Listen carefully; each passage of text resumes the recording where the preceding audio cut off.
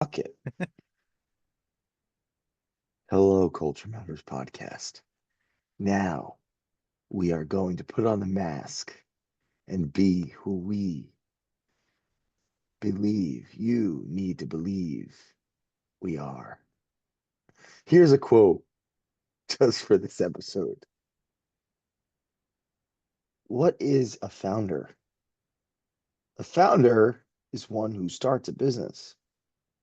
What is a CEO?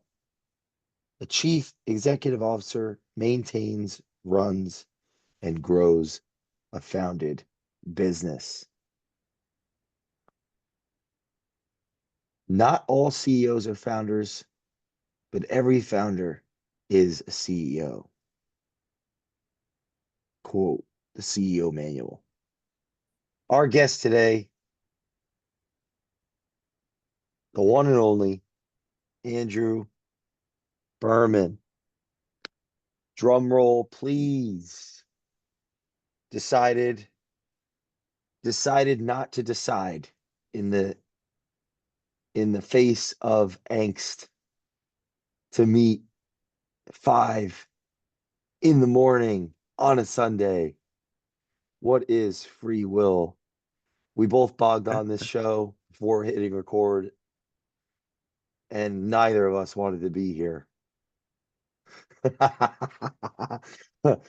Thank you for coming on the Culture Matters podcast. I'm already um, feeling better about my poor decision. Yes, thank you for really fucking up my morning. But it's like Jay, you present this to me that you want to meet at 5 o'clock in the morning. Um, and we are just talk about this offline. No, I don't. No, I don't. I definitely don't. I would like to, like, Saturdays and Sundays. I sleep until 7 o'clock. At least that's my target time. My body usually wakes me up earlier, but that's my target time. But I can't say no. I can't say no because I know actually first off, while I enjoy my time with you, I find having to do the things that I know I should Mm, be doing and that are maybe uncomfortable, but are good for me. And good for maybe the world. Maybe some person is going to listen to what we're going to say here and have some actually help, some kind of guidance out of it. If nothing, I'm just gonna get more comfortable with being uncomfortable about doing the shit that I don't want to do, talking about the things that I really don't like talking about, and just being open and mm. transparent. What do you think it says about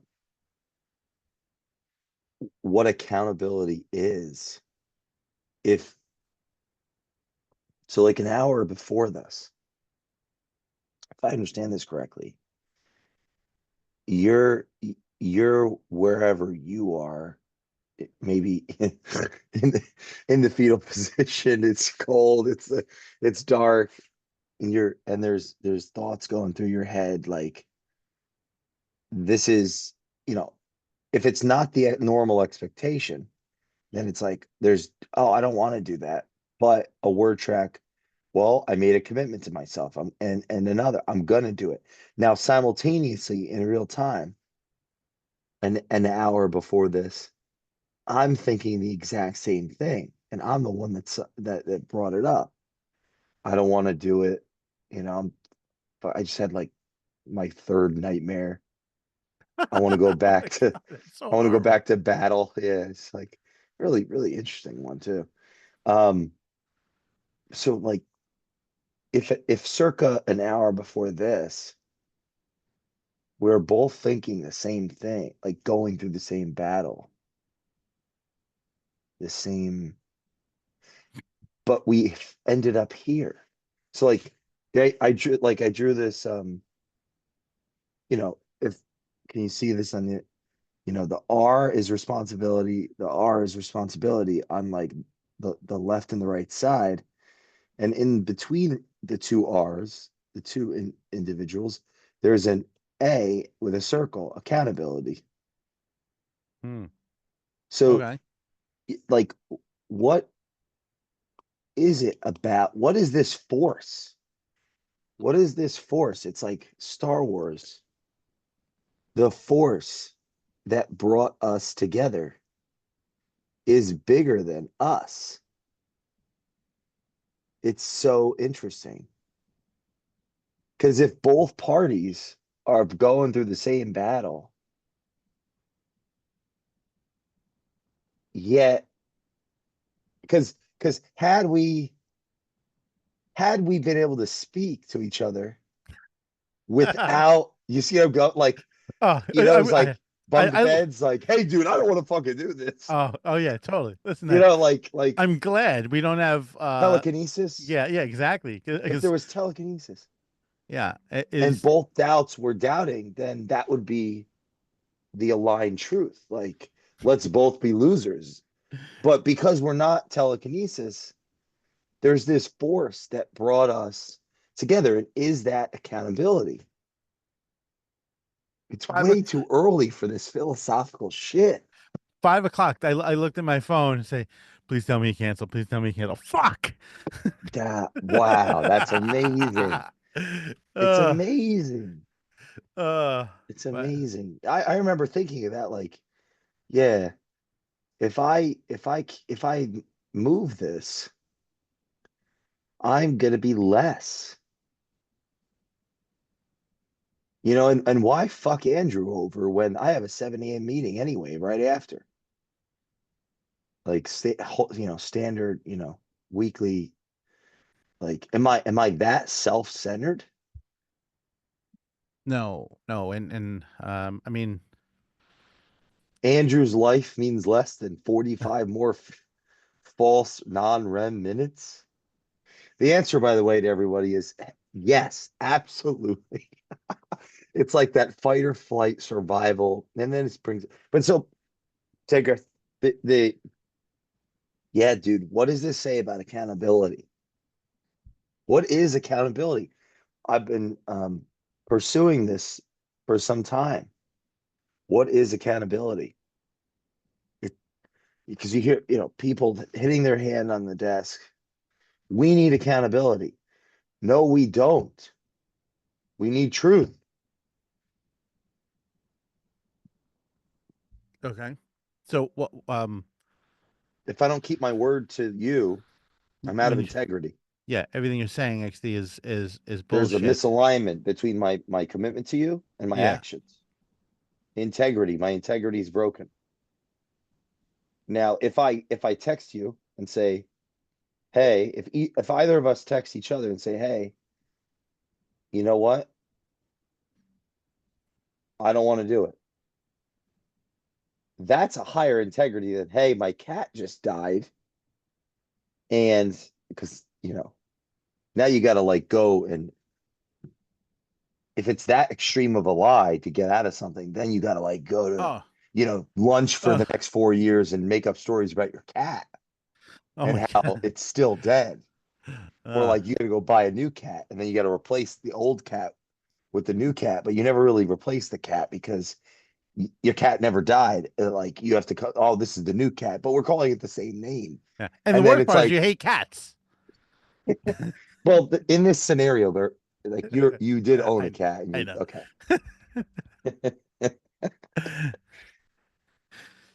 Oh. We didn't bring each other here today. But now let me ask you this. If let's say, one of your, like you had a meeting at 5:45 and it wasn't anything structurally or anything important, but like, one of your employees said, "Yes, I'll do this." You've never met them at 5:45 in the morning, and you said, "Actually, listen, the only time I have to meet would be 5:45 in the morning. So if you want to meet me then, like, okay, like I'm definitely willing, but I understand if you don't." And they say, "Yes, I'll do it." Sure, because you never wake up at 5:45, but if you want to do it, I'll be there. What happens if the employee doesn't show up actually at 5:45 in the morning? Well, I would ask them, are you all right? Do you hold that against them? Do you like, is it um Well, I my goal is to do my best to is to actually care and like ask and work, like talk through it so that I'm not unconsciously holding things against people Yeah. and trying to figure out what uh what get to the bottom of it, and that's scary, that there's tension there. You don't want to you Yeah. don't want to shame somebody or make them feel less than, or um but if you don't talk about things, then they get worse. Yeah. Oh, That would 100%. be so. How would I yeah, I I would I think that's a strength of mine. My delivery is a weakness that I've worked on, like trying to how to say it. Maybe I'm being overly critical. My delivery is probably pretty good. Did I don't even know if I answered that. I don't feel confident about my answer. Um, yes, that is what. Well, but to the free will conversation we were having before this, even if if another person let's say working through some type of internal projection or insecurity, um that can be like thrust upon the counterpart, like, so counterpart lets them down, they fail, whatever the cause, there's going to be an impact on that influence in the relationship. Hmm. Be like, because even if I'm choosing through my will to work through my own, I'm acting out this quote unquote emotional intelligence, and I'm working through whatever bias, and I am taking interest in the other person and trying to see, hey, how are they doing, what, and try to lift them up. I would argue that there's still a negative influence on the person, like me, You. even if I am working through it, because Yeah. everything that we do builds a mental bank account. It's building a narrative of what our counterpart perceives us as and who they perceive us as, and how competent we are on their in their mind balance sheet. Everything we do has repercussions, consequences. It's building a picture. Yeah. But in And that case, yeah, so but where you meeting with the employee, you have no choice. Like there's no option. Like like if you message me and saying, I don't know, I could like I'd be somewhat annoyed. It would potentially say, hey, something. I'm okay. Um, whether it's in whatever the title, we're losing goodwill. yeah, The goodwill bank account runs out. It has to be replenished with good deeds. interesting. Yeah, yeah, that makes sense. We all But have a goodwill bank account with people in our life, whether we pay them or they pay us, or whether there's no economic exchange. There's a values and yeah, value exchange. but for me, so let's say if you text me and say, hey, listen, I don't know, not feeling it this morning, whatever it is, my cat didn't die, there would be less repercussions because I'm not going to have any less confidence in you, to a significant degree. Whereas if I was your employee and you said, I'll meet you at 5:45, and as your employee, I was there at 5:45 and you weren't, right? Oh, well, and then it brings up an even interesting, the not no showing is different than Even just um a text, a 10-minute or before or 30-minute before text saying, hey, I oh, can't do it. Like even just that, like either yeah, you if you even if you had a great reason. Well, that would also depend on the degree of pride.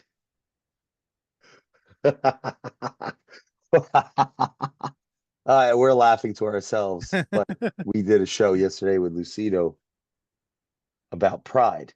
Yeah. That would depend on the pride and the resentment, like the person, the counterpart, the entitlement of the counterpart too. Like, I moved my whole life for this, and they didn't show.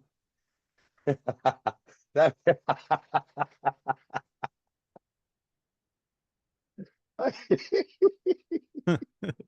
I am, this is, do they know who I am?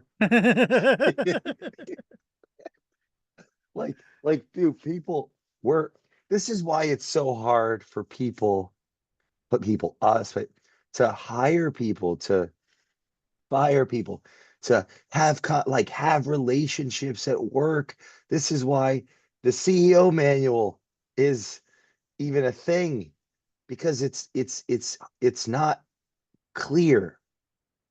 Human beings, we're complicated. We don't even understand ourselves, and we don't even understand our species. Something we cannot see brought us together today. Something we don't even know is real. The A, right? You're the R on the right, I'm the R on the left. The R represents responsibility, the individuals. Neither party wanted to keep the commitment, nothing to do with each other, based on our own goal, our own expectations, our own normal standard of living, our own value system based on our experience and our lifestyle and right, that we don't normally do this. So nothing against one another. We both signed up for it. We both agreed. But something we can't see brought us together. Something we don't even understand. Relationship. Our relationship to one another and our relationship to the world as a like something brought us together. The devil. It's not the devil. It's not the devil. Making stupid jokes because I'm tired. No, it's actually fun because like these are always the best episodes. When you still have eye snot in your eyes. Yeah, just like real, right? Yeah. Authenticity. I was looking up at what is I was looking up like what the fuck does that word even mean? And because I did a show yesterday about how to build a brand that's never forgotten. And the word authenticity came up. Can you see this on the screen? Yep. What's it say? Authenticity, the quality of being authentic. Well, that doesn't help us. Synonyms, I usually look at them. I usually put that on Dependability. my cappuccino. What? Oh, Cinnamon. now that's cheesy. Truth, veracity, verity, accuracy, credibility, fidelity. Like, it's not unreliable. It's Fidelity. not inaccurate. Like, to be authentic is to be an integrated, to be a high quality person. It's not to just be a jerk off. Like, hey, I'm being authentic, you know?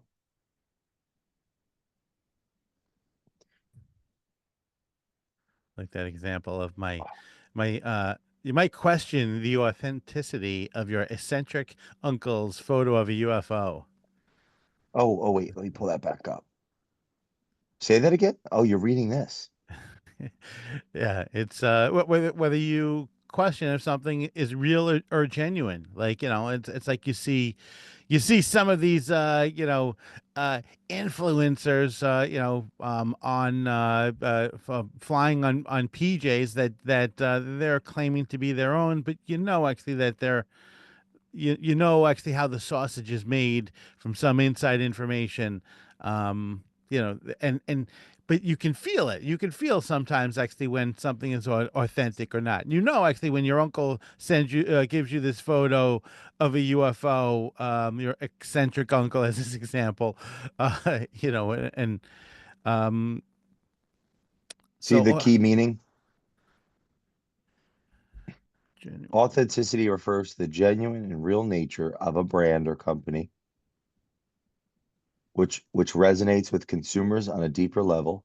yeah, My argument was that that has to have a relationship with what actually happens in the organization, that's culture, and then the product or service quality. So in yeah, this is like us meeting, us meeting, us meeting. Um, sorry, I just got a text from my next meeting. They can meet early, but I gotta tell them I'm on a podcast. It's funny. tell him your cat died. Just let's just No, no, no, let's no. let's be ironically unauthentic right here. So, that's yeah, that is funny actually. The authenticity has a relationship with the actual product. So I want to build my authenticity. I show up to what I committed to because on a personal psychological level, authenticity and integrity. Integrity is the alignment of words, thoughts, and deeds. Hmm. On a human level, being authentic has a relationship with being an integrated person, alignment of words, thoughts, and deeds.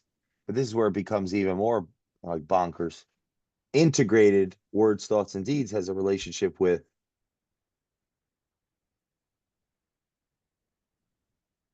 family, faith,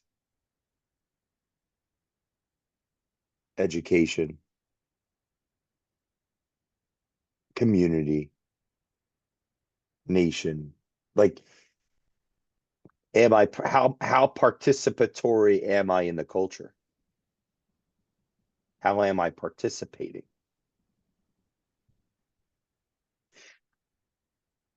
What the fuck does any of this have to do with the journey of a founder to CEO?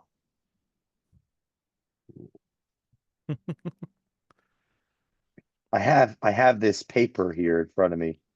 It actually ripped right out of the book because I've been parting this thing around, working through this 121 page manual. It actually fell right out. The front page. Are the founder and CEO different people? Often they are, but they do not have to be. Consequently, some of the most prominent, well known, awe inspiring, and profitable organizations in the world have kept their founder intact, in control of their vision, protecting their culture, and evolving into the most powerful within not only their industries, but many industries tied to that founder's wealth and their families. If the idea of the business you created being yours for the long term matters to you, keep reading. If family legacy matters to you, keep reading. If protection from outside forces, be it capital, counsel, or the like, is of interest to you and your partners, then the CEO manual is for you. Or if the founder and CEO are not going to be different people, but the same individual expressing their genius, or animal spirits, then learning and unlearning, increased awareness of self, of life, of business, of increased aperture of business, and the ancillary disciplines around business will be necessary for you to experience through the CEO manual process. And it goes on in that tranche. That's one set of the conversation. That's not all the conversations. It's funny, we were talking about free will. This is about will, but I believe will, like conscious will, has a relationship with information and the synthesis of it. So what in that this is we're providing information for the subject to synthesize that information and choose. What do I want? Well, what I want will come as a consequence of the questions that I'm asked, the questions that I answer, the questions I ask, the thoughts that I have, the answers I can give, the thinking that I'm doing. But if I never come into contact with information, I'll never know. I'll never have the capacity to discover. So the other component of this, I'll read, I'm going to skip a couple lines here. For those not determined to become CEO of their organizations, someone else will participate in that role.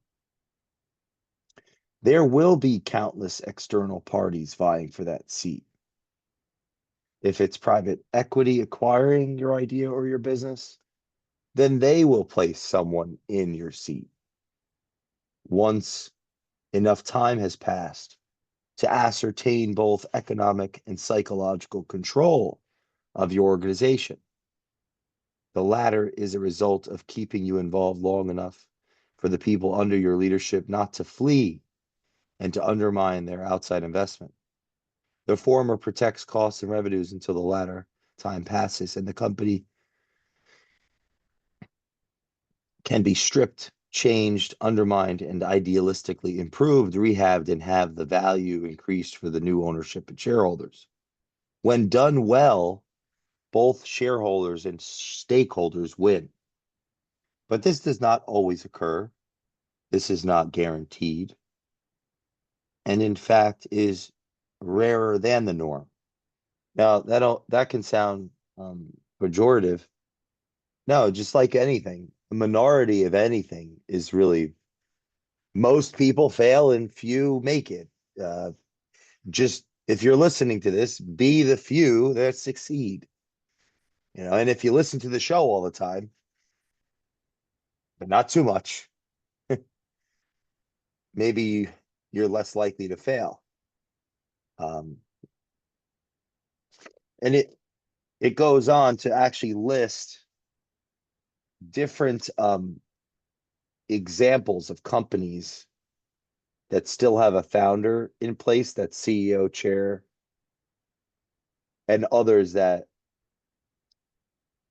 you know, well, I have a couple of others Yeah, that, please share. you know, there's founders run maintain but there's some examples of well, like obviously like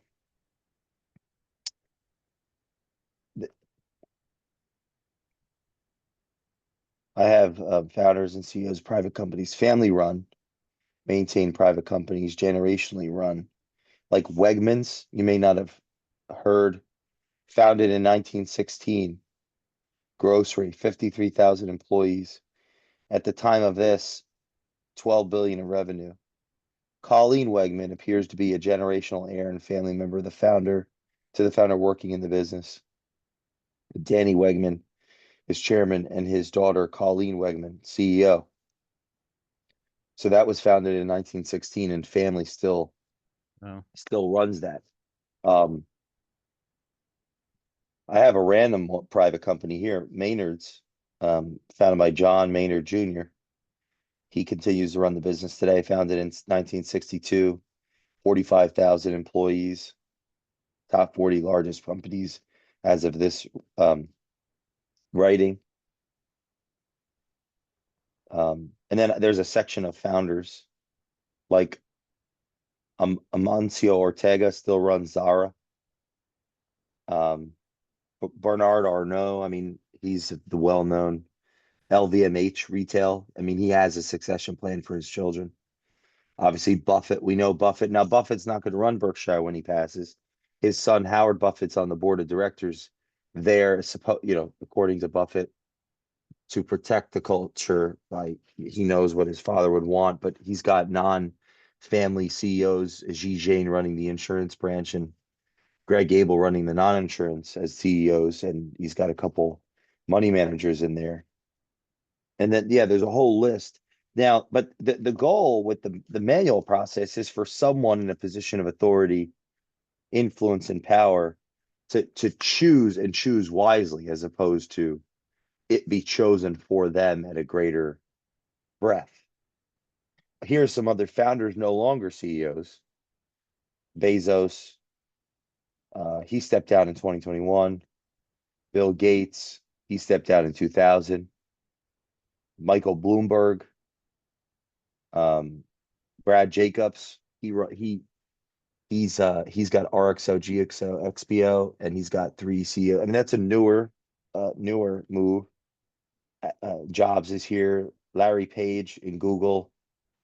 Carl Icahn ran his for decades, but his son looks to be, slowly coming in. And then there's a challenge to like do research and actually, you know, see the research like that challenge. So that's the accountability element. If I feel challenged from the process to go and do some research and look into these things, what impact could that have on my psychology?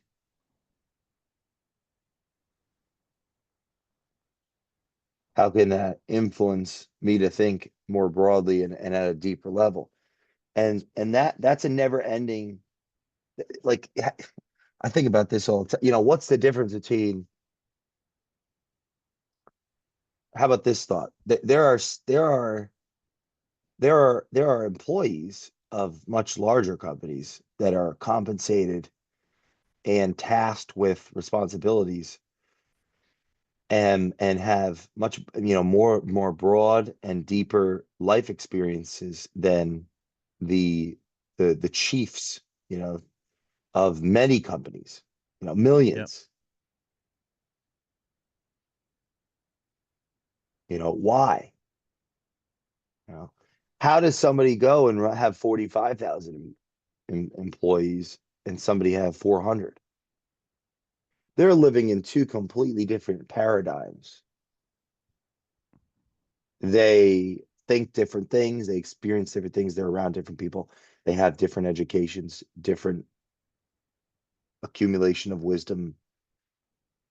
Schopenhauer said every man um, limits his own field of every man limits his vision of the world uh, for his own field of vision. So the purpose of the manual process is to shatter the paradigm that someone's operating on and open up a broader cornucopia of opportunities to attract better talent, to clarify vision. To give confidence within the team members. I mean, that's like All of that. Yeah, yeah, go ahead. a CEO. I mean, I think the difference between those two, like one the worker who potentially has more experience, more knowledge, and let's say a CEO of an organization is first off, the ability to kind of to exude confidence, I think is a very important thing for a CEO. As a CEO, everyone is watching your emotions. They're watching your reactions. They're listening to every word that you're saying and analyzing every word that you're saying. They're analyzing the emotions on your face. The worker can be more free with their emotions and thoughts, than let's say a CEO can. And the CEO needs to be more carefully thought out in their in any kind of communications that they have. What makes you say that? Um, the employee can get away with actually, making up a lie about their cat dying for not showing up for a meeting and probably get away with it and be, unencumbered by it. But if the CEO does Ooh, that same exact thing, the entire structure is weak. The entire structure comes down. So it's the why? Why? because the CEO has a lot more responsibility because the employee has a relationship with the organization. Now they also have relationships within actually their own department and other departments they work with, but the CEO has a very intimate relationship with every one of the employees. The CEO confidence. I mean, there's a reason why, Glassdoor, one of the top things actually you look at when you're looking at Glassdoor to judge a company is the confidence in the CEO, because that is the most important thing for the employees. And if the employees feel confident in the CEO, if they feel the CEO is doing the right things, they're going to be a more confident in their job. They're going to be more excited about their job. They're going to do a better job because they know they have leadership doing the right things.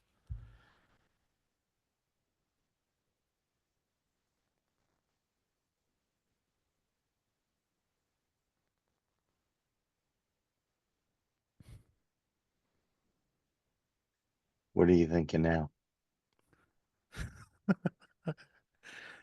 Literally, these are those uncomfortable things where you're not supposed to say anything and just and let the silence just exist. Leave those silent things let exist. Don't say anything. Just trying to be authentic here. That's the shit. The CEO has an intimate relationship with all of the employees. Why do they have that? I mean, employees want to know that. I mean, obviously the simplest thing of job security, but that their efforts are worthwhile, that they're doing something for some greater purpose, that this um, mission and vision statement that's planted across corporate headquarters is actually something that the CEO strives for and that they believe in, and it's not just some corporate culture bullshit to try to inspire people because the CEO heard it on a podcast that it would be a good idea to have a mission statement that's planted across every wall of corporate headquarters. Yeah, what does that mission statement mean in the absence of the relationship? And it means a project for the marketing department for a day. It means nothing. It means nothing, and you know that's Yeah, I love that because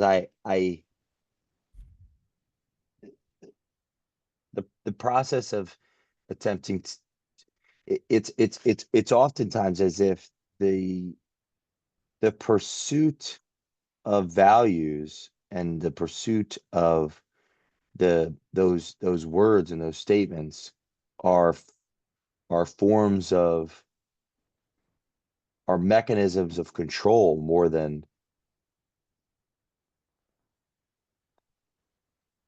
exercises of enlightenment.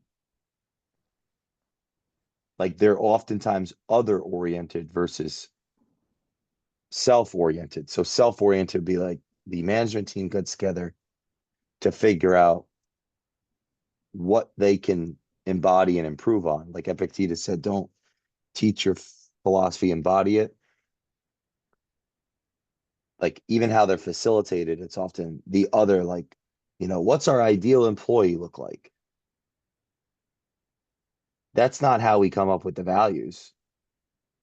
We come up with the values by looking at the past, looking where the organizations come from, what its purpose is, what it does for the customer, what the product is, why it exists, how it's delivered, what are the behaviors, what are the what do we have to value to be valuable to the customer?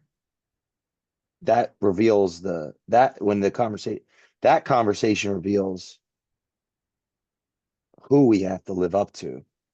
There isn't any one particular person in the organization that like stands out or necessarily or like, oh, we don't want to be that guy. It's like, no, no, all the bad people are in this management room because we're all human beings. Like anyone we need to pick on is here. Everybody we need to pick on is here. And if we're not comfortable picking on one another, not in a mean way, in an honest, like, hey, this is how I think you can improve. Hey, this is how I think I can improve. Hey, this is how can I improve? Then we're not even in the same room, although we might physically be in the same room. We're not actually in the same room. And that naturally manifests with growth, like barriers, like trust has to constantly be refueled, re-energized. The leader does that. They're focused on the people. The manager is focused on the task. The person in highest in the pecking order is focused on the really both, but like the people, like they're reintegrating, Yeah. and some of that is taking people off the bench that haven't lived up to expectations. They might not they actually be able to live up to expectations. Like they are not qualified. They're not interested. They're not capable. They are not, and capability isn't just innate, like, oh, they innately are incapable. That's hard to measure. Someone could just not desire it, or they could desire it and not know how. The leader has to figure that out. Like who is here, who's supposed to be here, and who isn't, and why. And it's the nuances of that, and it's very difficult. It breaks people. And taking the path of least resistance, like being loyal to a fault, is one type of personality and position of authority, and the extreme of that, just void of empathy and just destroy, almost like destroying people is like the inverse of that, the opposite. But what's the middle ground? How do you balance? It's like an art and a science.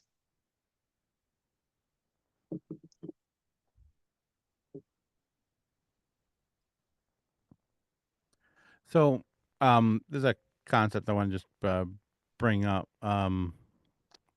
Where you're like the leader is just one of everyone. There's no one is elevated. We're all on the same level.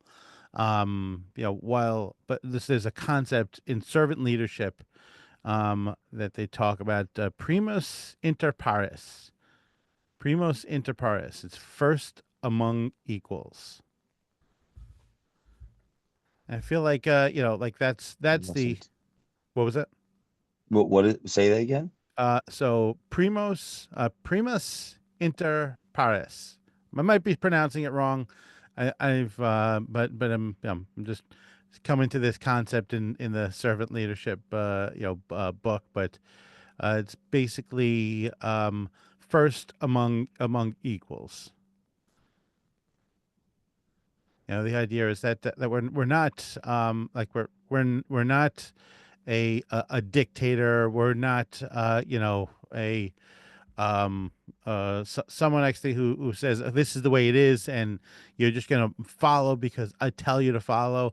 I'm putting this mission and vision statement on the wall, and you better do actually what it says and follow through it. And I'm gonna keep you accountable for it, but I'm not gonna be accountable for it. First among equals is you keeping yourself accountable for the same thing you want your employees to be accountable for.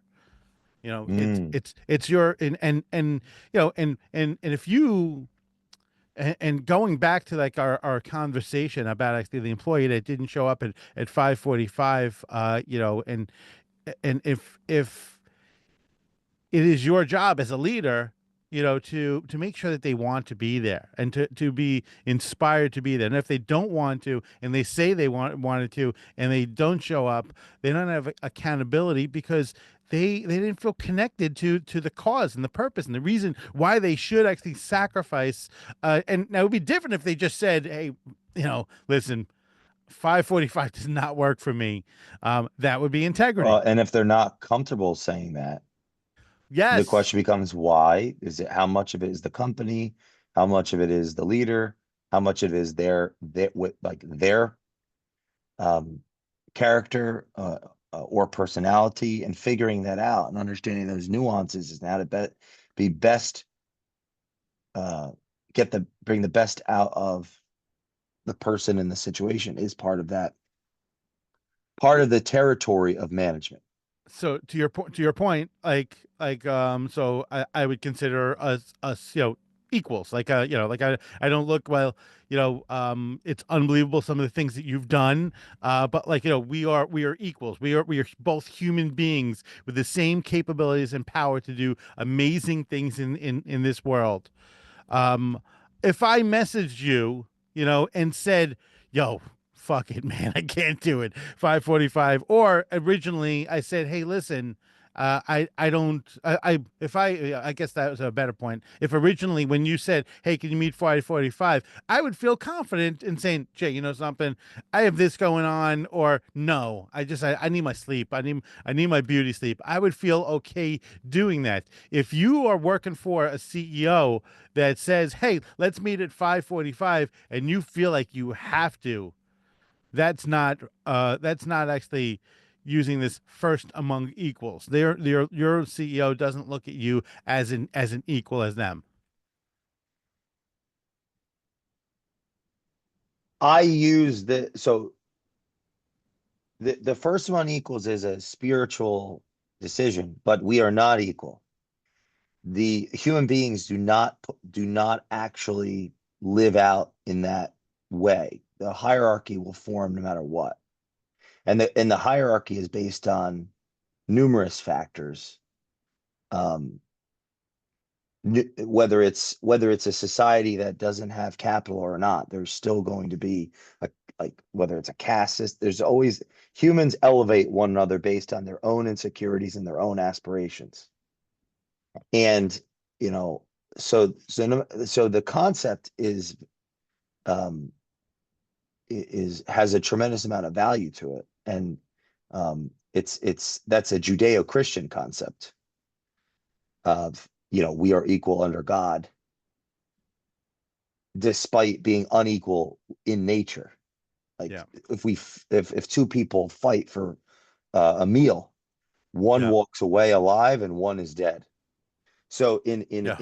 yeah, so the point is very important what you're sharing there. There's a um